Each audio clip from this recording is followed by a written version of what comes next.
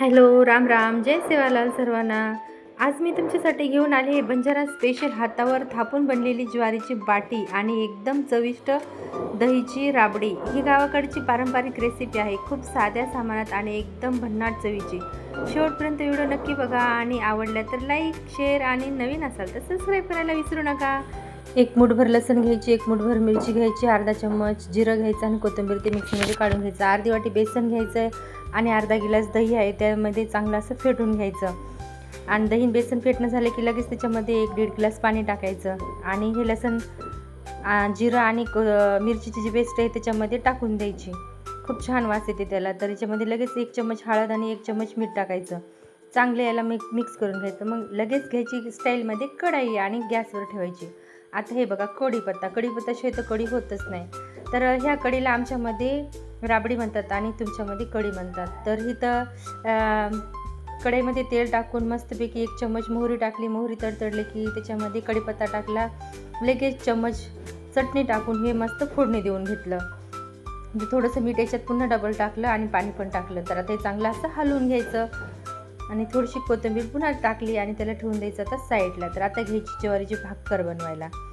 तर आता ही भाकर कशी बनवायची तुम्ही हे सगळे स्टेप शेवटपर्यंत नक्की बघा. तर काय करायचं, थोडं थोडं पाणी घेऊन असं त्याला चांगलं असं मळून घ्यायचं. कोणी गरम पाण्याची पण बनवते आणि मी तर थंड्या पाण्यातच माझी एकदम परफेक्ट अशी हातावरची भाकर होते. तर चांगला असा गोल गोल गोळा करून घ्यायचा आणि नंतर त्याला दोन्ही हातानं असं दाबून असं गोल गोल गोल गोल करून घ्यायचं. नंतर काय करायचं, एका साईडनं असं दाबायचं आणि दुसऱ्या साईडनं दोन्हीकडून पाणी लावून घ्यायचं आणि दोन्हीकडून असं दाबत अशी गोल गोल फिरवून मागं न्यायची आणि अशी गोल अशी भाकर तयार होते बघा ही.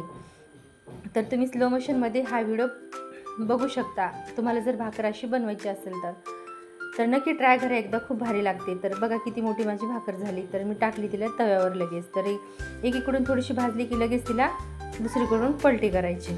तर ती आलटी पलटी करून अशी सगळीकडून छानपैकी भाजून घ्यायची.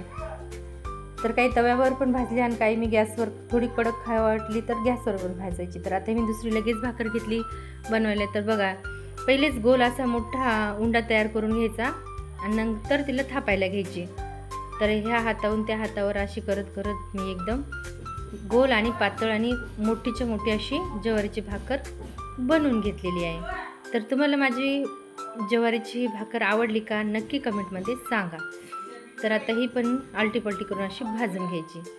तर मला ही थोडीशी कडक भाजायची कारण मला कडक अशी कढीसोबत खायला फार आवडते. तर मी ते थोडंसं गॅसवर भाजून घेणार आहे. अशी फास्ट भाजायची, एकदम कडक पण होते आणि जळत पण नाही आहे. तर ती अशी